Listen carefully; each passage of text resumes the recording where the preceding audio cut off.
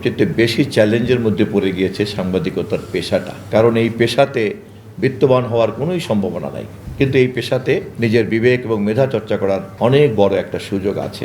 বাংলাদেশ সহ সারা পৃথিবীতেই গণমাধ্যম বা সাংবাদিকতা জগতের একটা নতুন পর্বের মধ্যে প্রবেশ করে বসে আছি এবং এই পরিস্থিতিতে সবচেয়ে বেশি চ্যালেঞ্জের মধ্যে পড়ে গিয়েছে সাংবাদিকতার পেশাটা। এবং এই পেশাটা এত চ্যালেঞ্জের মধ্যে পড়েছে যে সত্য অনুসন্ধান করাই যার পেশা, নিশ্চয়ই কোনো রাষ্ট্র সরকার নিঃস্বার্থভাবে তাদেরকে টাকা দিয়ে রাষ্ট্রের বিরুদ্ধে সরকারের বিরুদ্ধে তথ্য অনুসন্ধান করার জন্য টাকা ব্যয় করতে থাকবে, ট্যাক্সের টাকা ব্যয় করতে থাকবেই এবং সেটা ব্যয় করার একটা নিয়মকানুন তৈরি হবে।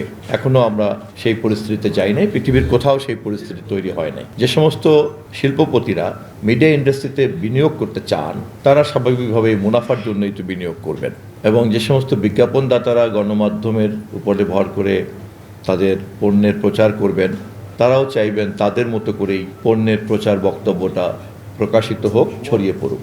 ফলে সাংবাদিকদের পেশাকে পৃষ্ঠপোষকতা দান করবে ওরকম কিন্তু কোনো কাঠামো এখন পর্যন্ত নাই, এটা খুব সত্য কথা। কিন্তু কোনো সভ্য দেশই, কোনো সভ্য সমাজই পৃথিবীতে এগোতে পারে না যদি সে তার সমাজের প্রকৃত চিত্র প্রতি মুহূর্তে নিয়মিতভাবে গণমাধ্যমে এবং সাংবাদিকতার মাধ্যমে আয়নার মতো প্রতিফলিত করতে না পারে। আমরা যেমন যে কোনো সুস্থ স্বাভাবিক লোক আয়নায় নিজের চেহারা না দেখে বুঝতে পারি না যে আমি ঠিক মানুষের সামনে যাওয়ার জন্য যথেষ্টভাবে প্রস্তুত কিনা, তেমনি একটি রাষ্ট্র এবং সমাজকেও কিন্তু প্রতি মুহূর্তেই আয়নার সামনে দাঁড় করিয়ে রাখতে হয়। তা নাহলে সে ভুল পথে যেতে পারে, সে একটা ভুল গন্তব্যে যেতে পারে যা জনগণের জন্য, মানুষের জন্য ক্ষতি হয়ে যেতে পারে। এবং এই কাজটা করার দায়িত্বই হচ্ছে সাংবাদিকতার মূল লক্ষ্য। এবং যে সমস্ত ব্যক্তিবর্গরা জেনে শুনে এই ধরনের একটা মহৎ পেশার মধ্যে যুক্ত হয়েছেন, যুক্ত হচ্ছেন, যুক্ত হবেন, আমি গভীরভাবে তাদের প্রতি শ্রদ্ধা জানাই। কারণ এই পেশাতে বিত্তবান হওয়ার কোনোই সম্ভাবনা নাই, কিন্তু এই পেশাতে নিজের বিবেক এবং মেধা চর্চা করার অনেক বড় একটা সুযোগ আছে। এবং তাদের এই ব্যক্তিত্ব, মেধা, দেশপ্রেম, মানবপ্রেম চর্চা করার এই পেশাকে গ্রহণ করতে পেরে তারা নিজেরা যে সুখের অনুভূতি পান, ওটাই তাদের বড় পুরস্কার। সাংবাদিকতার পেশাকে যদি একটি রাষ্ট্র বা সমাজ আমরা টিকিয়ে না রাখতে পারি, তাহলে সমাজ এবং রাষ্ট্রকে প্রতি মুহূর্তে আয়নার সামনে দাঁড় করিয়ে রাখতে আমরা ব্যর্থ হয়ে যাব।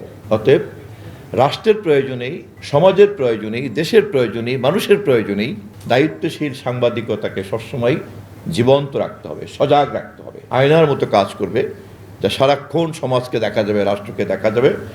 এবং যখন যখন চেহারার মধ্যে, সমাজের চেহারায়, রাষ্ট্রের চেহারায় যে সমস্ত ভুল ত্রুটি ধরা পড়বে, তখন তখন আবার এটাকে ঠিক করে নেওয়া হবে। আমরা যেমন করে এলোমেলো চুলকে আশ্রয় নেই, জামার বুতাম ঠিক থাকলে ঠিক করে নেই, আমাদের গায়ের জামাতে দাগ পড়লে সেটাকে চেঞ্জ করে ফেলি, যা আমাকে আয়না বলে দেয় যে আমার মধ্যে কী কী পরিবর্তন আনা দরকার, তেমনি গণমাধ্যম এবং সাংবাদিকতাও রাষ্ট্র এবং সমাজে এই আয়নার দায়িত্ব পালন করে, যা প্রতি মুহূর্তে সমাজকে প্রতিফলিত করে। অতএব এই পেশার অস্তিত্ব ছাড়া একটা সভ্য সমাজ চলতে পারে না।